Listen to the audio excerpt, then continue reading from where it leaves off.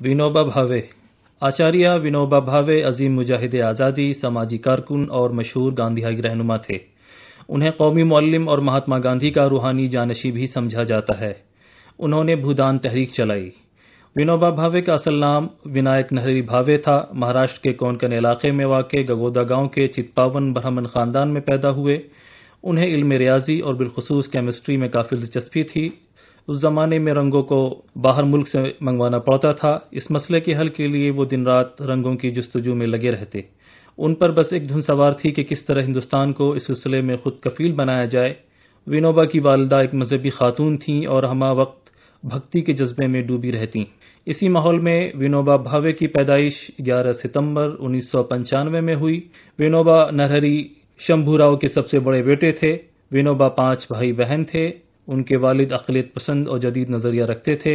ونوبا کی پرورش ان کے دادا شمبھو راؤ بھاوے نے کی، لیکن ان کی زندگی پر ان کی والدہ رکمنی دیوی کا خاصا اثر رہا۔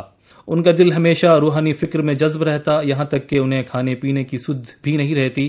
ونوبا نے کم عمری میں ہی بھگوت گیتا پڑھی، جس سے وہ کافی متاثر ہوئے۔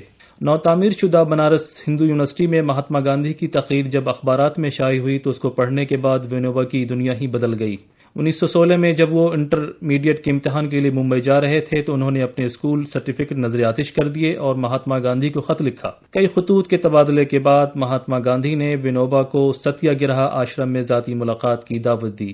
ونوبا نے جون 1916 میں گاندھی جی سے ملاقات کی اور اس کے بعد خود کو گاندھی جی کے آشرم کی سرگرمیوں کے لیے وقف کر دیا۔ انہوں نے اپنی تعلیم کو بھی خیر آباد کہہ دیا۔ وہ آشرم میں تعلیم و تدریس اور دیگر سرگرمیوں میں حصہ لینے لگے۔ اسی کے ساتھ گاندھی جی کے کھادی، نئی تعلیم، سوچھتا کے پروگراموں میں ان کی شمولیت بڑھتی چلی گئی۔ ونوبا نے گاندھی جی کی خواہش پر واردھا میں آشرم کا چارج سنبھالا۔ انہوں نے 1923 میں ایک مراٹھی ماہنامہ مہاراشٹر دھرما کے نام سے نکالا۔ اس میں اپنشد پر ان کے مضامین ہوتے تھے۔ 1925 میں گاندھی جی نے ونوبا کو کیرالہ کے وائکم بھیجا تاکہ وہ مندر میں ہریجنوں کے داخلے کی نگرانی کر سکیں۔ 1920 سے 1930 کے درمیان ونوبا کو متعدد بار گرفتار کیا گیا اور انہیں انگریز سامراج کے خلاف عدم تشدد پر مبنی مزاحمتی تحریک کے لیے 1940 میں 5 سال کے لیے جیل بھی ہوئی۔ ونوبا نے قید کے اس عرصے کو غنیمت سمجھا اور اسے پڑھنے اور لکھنے کے لیے وقف کر دیا۔ انہوں نے جیل میں رہ کر ہی 2 کتابیں تصنیف کیں۔ انہوں نے اسی عرصے میں جنوبی ہند کی 4 زبانیں سیکھیں۔ وہ جیل میں اپنے ساتھی قیدیوں کو مراٹھی میں گیتا کا درس دیتے تھے۔ بھگوت گیتا پر جیل میں ان کی تقریروں کا مجموعہ بعد میں ٹاکس آن گیتا کے نام سے شائع ہوا۔ اس کا ہندوستان کی مختلف زبانوں میں ترجمہ ہو چکا ہے۔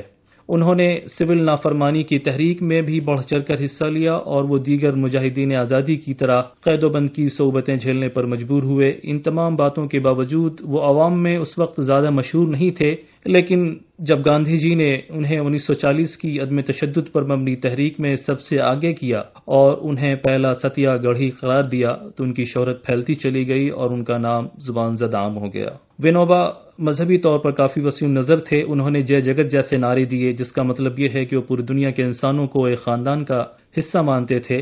ونوبا نے گاؤں میں زندگی گزاری اور انہوں نے گاؤں میں درپیش مسائل کا حل ڈھونڈنے کی کوشش بھی کی۔ یہی بات ان کی سرودیہ تحریک میں جھلکتی ہے۔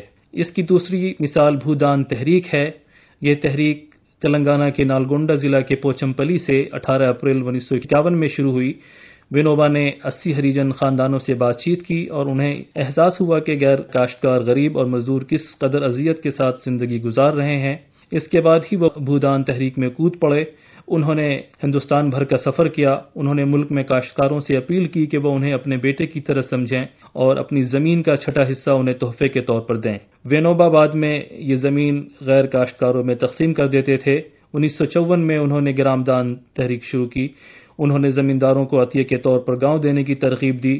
اس طرح انہیں 1000 گاؤں عطیہ کے طور پر ملے۔ انہوں نے صرف تمل ناڈو میں 175 گاؤں عطیہ کے طور پر حاصل کیے۔